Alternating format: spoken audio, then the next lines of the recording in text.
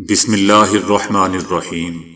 السلام علیکم دوستو، دنیا بھر کی خبروں میں آج آپ سنیں گے، لیکن اس سے پہلے اگر ہو سکے تو لائک اور سبسکرائب کا بٹن ضرور دبا لیں۔ شکریہ۔ بلوچستان کے ضلع ذوب میں مسلح افراد نے پنجاب سے تعلق رکھنے والے 9 مسافروں کو بسوں سے اتار کر مار دیا۔ ان مسافروں کو بلوچستان سے پنجاب جانے والی 2 مسافر بسوں سے اتارا گیا اور یہ واقعہ جمعرات کی شام بسرا ڈکئی نامی علاقے میں کوئٹہ کو ڈیرہ غازی خان سے ملانے والی قومی شاہراہ پر پیش آیا، جہاں مسلح افراد نے ناکہ بندی کر رکھی تھی۔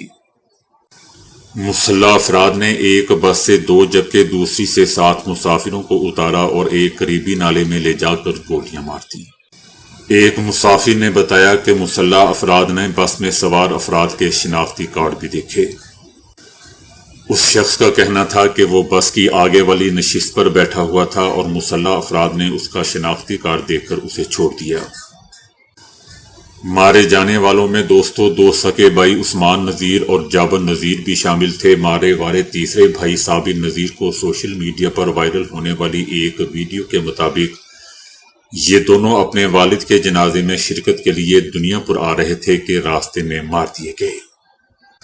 صابر نامی شخص کا تعلق کاموکی کے نواحی گاؤں سے ہے۔ ان کے بھائی امجد کا کہنا تھا کہ صابر گزشتہ 15 سالوں سے کوئٹہ میں باورچی کا کام کرتا تھا اور اپنے خاندان کا واحد کفیل تھا۔ صابر اپنے 4 بچوں اور اہلیہ سے ملنے کے لیے آ رہا تھا کہ شدت پسندوں کا نشانہ بن گیا۔ وزیر اعلیٰ بلوچستان کا کہنا ہے کہ تخریب کاروں نے انسان نہیں بلکہ بزدل درندے ہونے کا ثبوت دیا ہے۔ بلوچستان کی مٹی میں بے گناہوں کا خون رائیگاں نہیں جانے دیا جائے گا۔ ریاست ان مارنے والوں کو زمین کے اندر بھی چھپنے نہیں دے گی۔ وزیر داخلہ محسن نقوی نے اسے انڈیا کی حمایت یافتہ تخریب کاروں کی کارروائی قرار دیتے ہوئے کہا ہے کہ تخریب کاروں نے بے گناہ لوگوں کو نشانہ بنا کر بدترین بربریت کا مظاہرہ کیا ہے۔ ان فتنۃ الہندوستانیوں کو چھوڑیں گے نہیں۔ ان کا کہنا تھا کہ ان فتنۃ الہندوستانیوں کو ہر جگہ ان کا پیچھا کر کے ان کا خاتمہ کریں گے اور اعلیٰ کاروں کی ہر سازش قوم کی حمایت سے ناکام بنائیں گے۔ کور کمانڈرز کانفرنس میں بھی یہ کہا گیا تھا کہ فتنۃ الہندوستان کے خلاف ہر سطح پر فیصلہ کن اور جامع کارروائیاں جاری رکھنا اب ناگزیر ہو چکا ہے۔ بہت دیکھ لیا، بہت برداشت کر لیا۔ بلوچستان میں ماضی میں بھی مسافروں کو گاڑیوں سے اتار کر مارنے کے متعدد واقعات پیش آئے ہیں اور ایسے واقعات میں مسافر بسوں سے جن لوگوں کو اتار کر مار دیا گیا ان میں سے زیادہ تر کا تعلق پنجاب سے تھا۔ یہ تازہ ترین واقعہ جس مقام پر پیش آیا ہے اس کے قریب ضلع موسیٰ خیل کے علاقے میں گزشتہ 10 اگست میں بھی شدت پسندوں نے 22 لوگوں کو شناخت کرنے کے بعد انہیں بس اور ٹرکوں سے اتار کر مار دیا تھا۔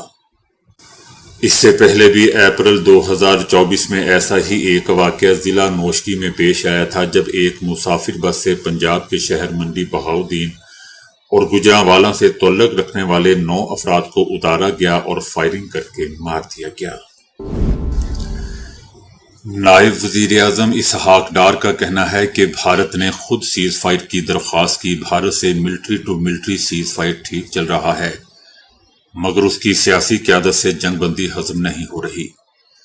شاید ملک میں دباؤ بہت زیادہ ہے، کبھی کہتے ہیں کہ عارضی سیز فائر ہے، کبھی کہتے ہیں کہ یہ ٹریلر تھا، ابھی اصل فلم چلنا باقی ہے، ہم نے تو اپنا حساب چکا دیا ہے۔ اسحاق ڈار کا کہنا تھا کہ پہلگام واقعہ کے 4 دنوں بعد وزیر اعظم شہباز شریف نے بھارت کو تحقیقات کی پیشکش کی، لیکن اب تک جواب نہیں آیا۔ ان کا کہنا تھا کہ بھارت نے ہمارے خلاف جو اقدامات کیے ہیں ہم نے بھی وہی اقدامات بھارت کے خلاف کیے ہیں۔ بھارت نے پہلے ہمارے سفارتکار کم اور انہیں ناپسندیدہ قرار دے کر واپس بھیجا تو ہم نے بھی جیسے کا تیسا جواب دیا۔ نائب وزیر اعظم کا کہنا تھا کہ بھارت نے پاکستانیوں کے ویزے منسوخ کیے تو ہم نے بھی سکھ یاتریوں کے علاوہ بھارتیوں کے ویزے منسوخ کر دیے۔ بھارت نے کسی بین الاقوامی ضابطے کے بغیر سندھ طاس معاہدہ معطل کر دیا، جس کے جواب میں ہم نے بھی بھارت کے لیے فضائی حدود بند کر دی۔ ہم نے باور کروا دیا کہ بھارت پاکستان کا پانی روک سکتا ہے اور نہ رخ موڑا جا سکتا ہے، کسی کو پاکستان کی طرف میلی آنکھ سے دیکھنے بھی نہیں دیں گے۔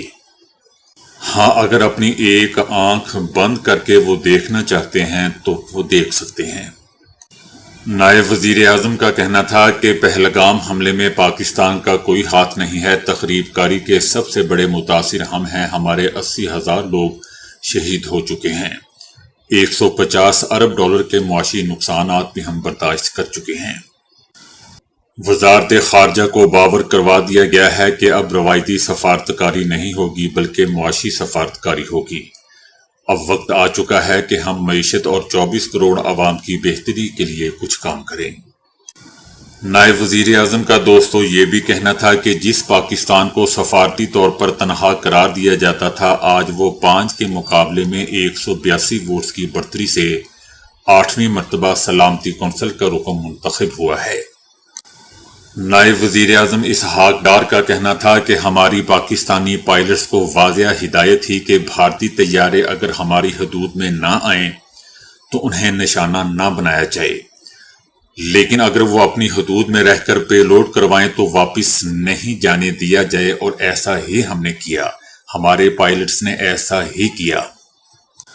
ان کا کہنا تھا کہ الحمدللہ ہمارے پائلٹس نے بھارت کے 6 طیارے مار گرائے۔ مودی کہتے تھے کہ بھارت کو رافیل مل جائے تو کوئی ہاتھ نہیں لگا سکتا۔ الحمدللہ پاک فضائیہ نے بھارت کے 4 رافیل طیارے بھی مار گرائے۔ اب مودی سکتے میں ہیں، جا کر اسے کوئی ہاتھ لگا کر جگائے۔ نائب وزیر اعظم کا مزید کہنا تھا کہ معیشت کی بہتری کے لیے دن رات کوششیں ہو رہی ہیں، پاکستان کو G20 میں شامل کرنا ہمارا ہدف ہے۔ دوستو یاد رہے کہ نائب وزیر اعظم اسحاق ڈار نے G20 کہا ہے، T20 نہیں۔ دوستو بھارت کے وزیر اعظم نریندر مودی نے چائے کا کاروبار کرنے کے بعد اب بکس بھی لکھنا شروع کر دی ہیں، کتابیں لکھنا شروع کر دی ہیں۔ بھارت میں مودی سرکار نے جھوٹ پر مبنی کتاب شائع کر دی ہے، جبکہ پاکستان کے خلاف بھارتی پروپیگنڈا دنیا بھر میں پہلے ہی بے نقاب ہو چکا ہے۔ اب کتاب کی کوئی ضرورت نہیں ہے۔ مودی سرکار کا آپریشن سندور میں ناکامیوں پر پردہ ڈالنے کے لیے جھوٹا پروپیگنڈا پھیلانے کا سلسلہ جاری ہے۔ بھارت نے مصنوعی ذہانت کے ذریعے آپریشن سندور کے عنوان سے کتاب شائع کر دی ہے، جسے 20 بھارتی تجزیہ کاروں اور کالم نگاروں سے منسوب کیا گیا ہے، جنہیں راہ سے منسلک کیا گیا ہے۔ 117 صفحات پر مشتمل اس بے ترتیب اور مضحکہ خیز کتاب کا مقصد بھارتی عوام اور عالمی برادری کو گمراہ کر کے جھوٹ کو پروان چڑھانا ہے۔ یہ کتاب بھارتی سوچ کی کمزوری کو بے نقاب کرتی ہے، جس میں کسی تحقیق یا حوالہ کا ذکر بھی موجود نہیں ہے، جو کسی سنجیدہ کتاب کی بنیادی شرط ہوتی ہے۔ یہ کتاب محض فرضی الفاظ کو اکٹھا کر کے جھوٹ پر مبنی داستان پیش کرتی ہے۔ کتاب میں پہلگام فلیگ آپریشن میں ہلاکتوں کی تعداد میں بھی تضاد پایا جاتا ہے، ساتھ ہی آپریشن سندور کے دورانیے کے حوالے سے بھی تضاد پایا جاتا ہے، جبکہ آپریشن سندور کے دوران ہونے والے نقصانات پر کوئی سچا یا تفصیلی تجزیہ موجود ہی نہیں ہے۔ کتاب میں امریکی صدر ٹرمپ کے خلاف بھی انتہائی نامناسب زبان استعمال کی گئی ہے۔ اس کے علاوہ کتاب میں اسرائیل کی کھل کر حمایت نہ کرنے کا شکوہ بھی کیا گیا ہے۔ یہ تصنیف دوستو بھارتی فوج، حکومت اور انٹیلیجنس اداروں کی ناکامیوں پر پردہ ڈالنے کی ایک ناکام کوشش ہے۔ یہ بات ایک تلخ حقیقت بن چکی کہ بھارت میں آزادی اظہار اب محض ایک خواب بن چکا ہے، دنیا میں تنہا ہو چکا ہے، اپنے پڑوسیوں سے بدنام ہو چکا ہے۔ بھارت میں کروڑوں مزدور، کسان، بینک ملازمین اور ٹرانسپورٹر ورکرز نے مودی حکومت کے خلاف ملک گیر ہڑتال شروع کر دی۔ 30 سے 40 کروڑ افراد نے بھارت بند میں حصہ لیا، جس سے ریلوے اسٹیشن سنسان، بینک بند اور بازار مکمل طور پر ویران ہو گئے۔ کیرالہ، پنجاب، تامل ناڈو، مغربی بنگال اور مہاراشٹر سمیت کئی ریاستوں میں دفاتر، سکول، پبلک ٹرانسپورٹ اور انڈسٹری سب کچھ بند رہا۔ صرف ایک دن میں دوستوں معیشت کو 15,000 کروڑ روپے کا نقصان ہو گیا۔ یہ احتجاج کسان دشمن پالیسیوں اور مزدور کش قوانین کے خلاف کیا گیا۔ بینکنگ نظام مفلوج ہو چکا ہے اور گاؤں سے لے کر شہروں تک لوگ حکومت سے انصاف کا مطالبہ کر رہے ہیں۔ بھارتی مین سٹریم میڈیا کی خاموشی پر بھی سوالات اٹھ رہے ہیں، جبکہ سوشل میڈیا پر بھارت بند 2025 ٹرینڈ کر رہا ہے۔ کسانوں نے ایک بار پھر دہلی کی سرحدوں کا رخ کر لیا ہے۔ ان کا کہنا ہے کہ 2020-21 میں جو وعدے کیے گئے تھے وہ وفا نہیں ہوئے۔ مظاہرین کا کہنا ہے کہ یہ صرف احتجاج نہیں بلکہ عوامی اعتماد کا بحران ہے۔ دوسری جانب ملک میں اقلیتوں، خواتین، قبائلیوں اور نچلی ذاتوں کے ساتھ ناروا سلوک اور عدم تحفظ کا ماحول بھی عوامی غصے کی ایک بڑی وجہ ہے۔ مظاہرین کا کہنا ہے کہ صرف اونچی ذات کے ہندو ہی اس ملک میں محفوظ ہیں، باقی سب کو باہر نکالا جا رہا ہے۔ انڈین ماہرین کا کہنا ہے کہ بھارت بند اب صرف ایک دن کی ہڑتال نہیں بلکہ ایک انقلاب کی دستخط ہے۔ عوامی صبر ختم ہو چکا ہے اور مودی حکومت کی پالیسیوں پر واضح عدم اعتماد سامنے آ چکا ہے۔ اسرائیلی وزیر اعظم نیتن یاہو نے کہا ہے کہ غزہ میں مجوزہ 60 روزہ جنگ بندی کے دوران مستقل جنگ بندی کے امکانات پر مذاکرات کے ذریعے کیے جائیں گے، لیکن ساتھ ہی انہوں نے خبردار بھی کیا کہ اگر اسرائیل کی شرائط پوری نہ ہوئی تو ان پر فوجی طاقت سے عمل درآمد بھی کروایا جائے گا۔ نیتن یاہو کا کہنا تھا کہ اگر ان 60 دنوں میں حماس نے ہتھیار نہ ڈالے، غزہ کی حکمرانی سے دستبرداری اختیار نہ کی اور اپنی عسکری صلاحیتیں ختم نہ کی تو ہم خود ان شرائط پر عمل کروائیں گے، چاہے طاقت سے ہی کیوں نہ ہو۔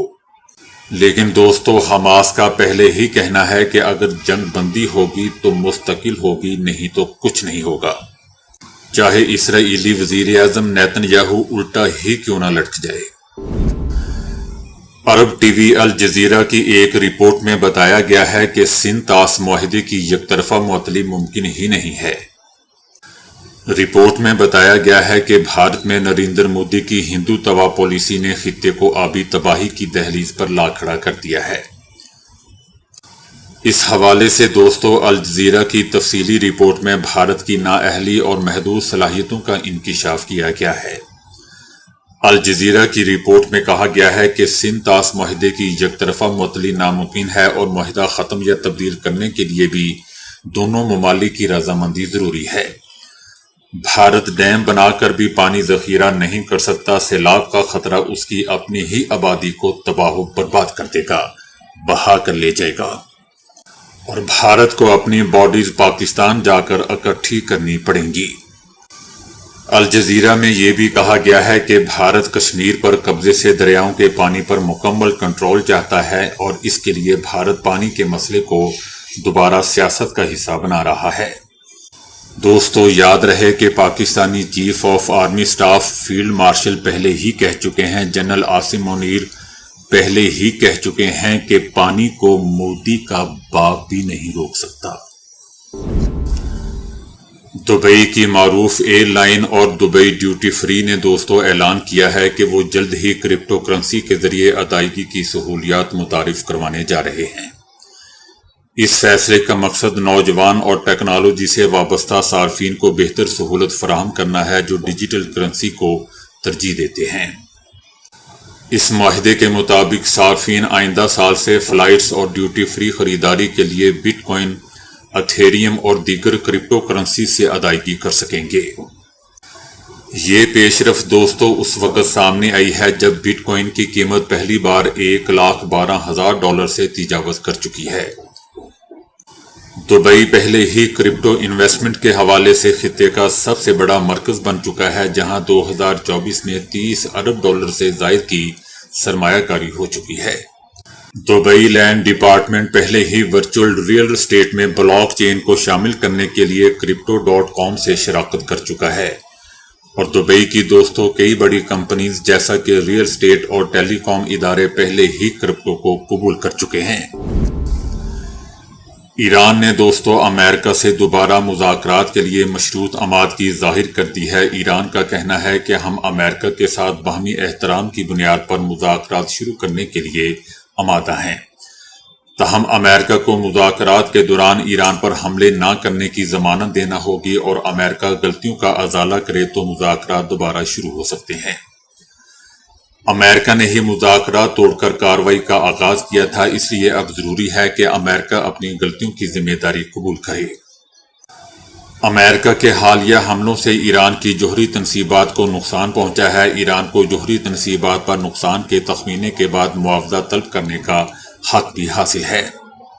ایران کا دوستو یہ بھی کہنا ہے کہ یہ سمجھنا کہ ایران کو پرامن جوہری منصوبہ ترک کرنے پر مجبور کیا جا سکتا ہے، در حقیقت یہ ایک سنگین غلط فہمی ہے۔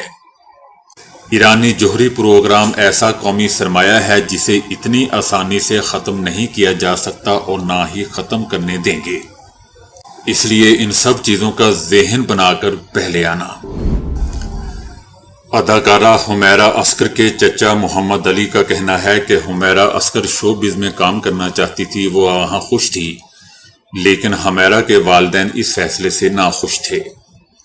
اداکارہ کے چچا محمد علی کا کہنا تھا کہ حمیرہ سے فون پر رابطہ ہوتا تھا، جب بھی وہ لاہور آتی تو گھر ضرور آتی تھی۔ ان کا کہنا تھا کہ ہمیں کراچی میں حمیرہ عسکر کے گھر کا نہیں پتہ تھا، فون بند ہونے پر حمیرہ سے کوئی رابطہ نہیں تھا۔ چچا کا کہنا تھا کہ حمیرہ پڑھی لکھی تھی، 2018 میں کراچی شفٹ ہوئی۔ حمیرہ پینٹنگز بناتی تھی اور اپنے کام میں خوش رہتی تھی۔ عمران خان کے بیٹوں کا پاکستان آ کر جدوجہد میں حصہ لینے کا معاملہ دوستوں کھٹائی میں پڑ گیا۔